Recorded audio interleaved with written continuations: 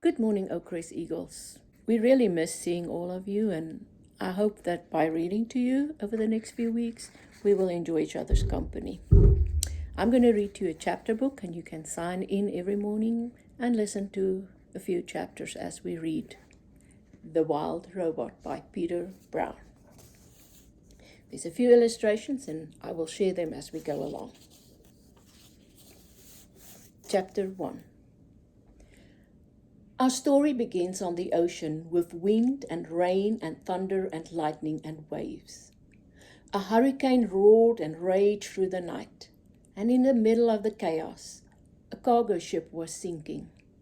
Down, down, down to the ocean floor.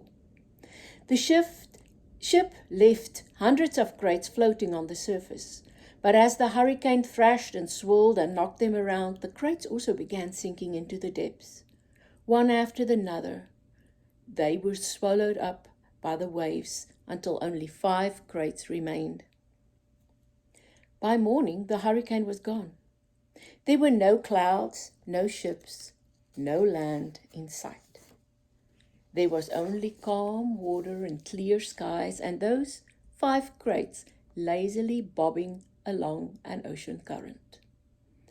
Days passed, and then a smudge of green appeared on the horizon. As the crates drifted closer, the soft green shape slowly sharpened into the hard edges of a wild, rocky island. The first crate rode to shore on a tumbling, rumbling wave and then crashed against the rocks with such force that the whole thing burst apart. Now, reader, I haven't mentioned it that tightly packed inside each crate was a brand new robot. The cargo ship had been transporting hundreds of them before it was swept up in the storm. Now only 5 robots were left. Actually, only 4 were left because when that first crate crashed against the rocks, the robot inside shattered to pieces. The same thing happened to the next crate. It crashed against the rocks and robot parts flew everywhere. Then it happened to the next crate, and the next. Robot limbs and torsos were flung onto ledges. A robot head splashed into a tide pool. A robot foot skidded into the waves. And then came the last crate. It followed the same path as the others, but instead of crashing against the rocks, it sloshed against the remains of the first 4 crates. Soon more waves were heaving up out of the water. It soared through the air, spinning and glistening until it slammed down onto a tall shelf of rock. The crate was cracked and crumpled, but the robot was safe inside.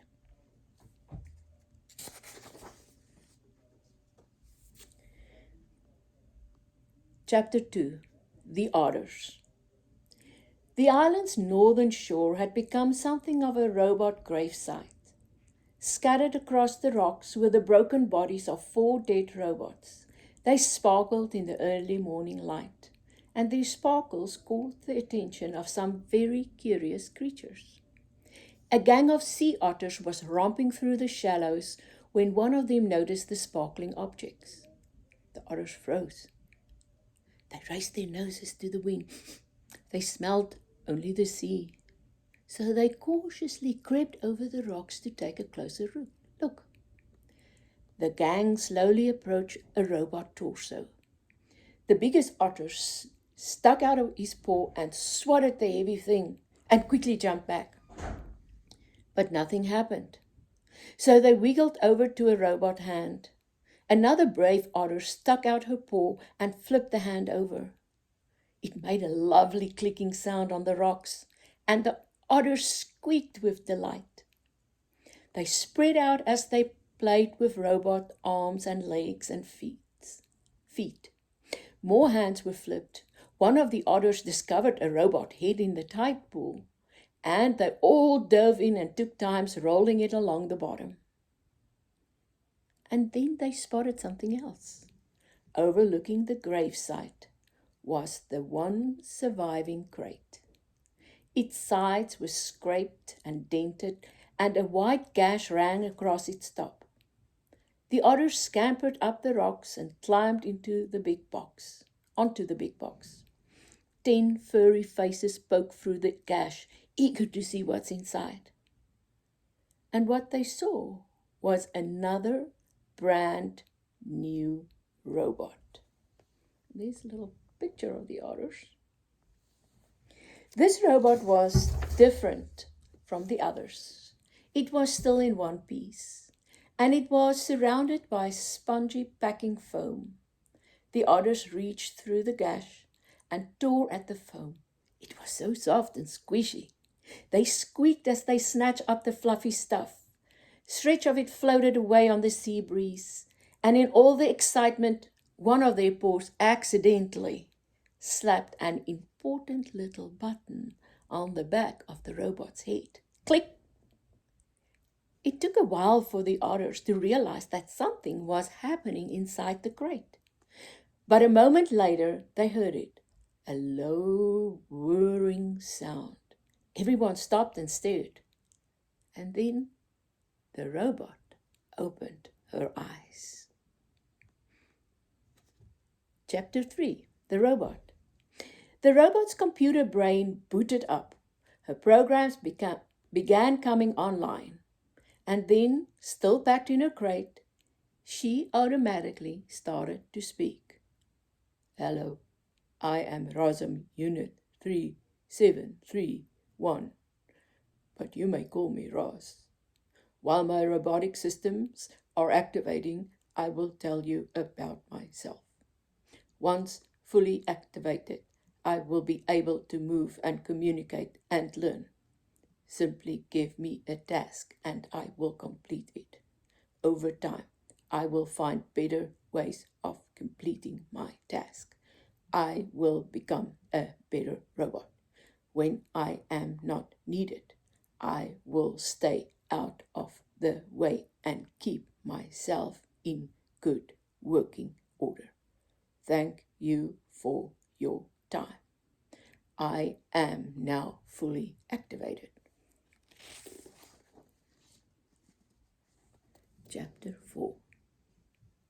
The robot hatches. Now, as you might know, robots don't really feel emotions, not the way animals do.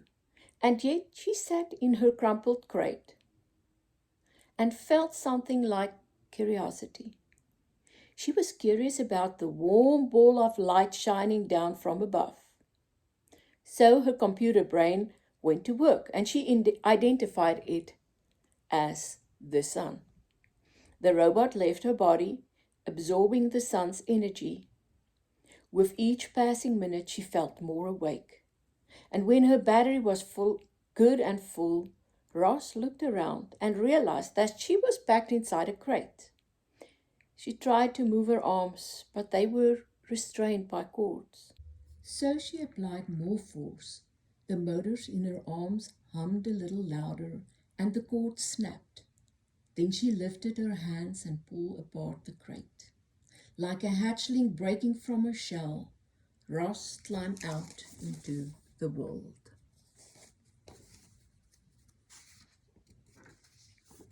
Okay, boys and girls, we've read up to chapter 4, and tomorrow we will continue to find out how Roz is going to explore the island.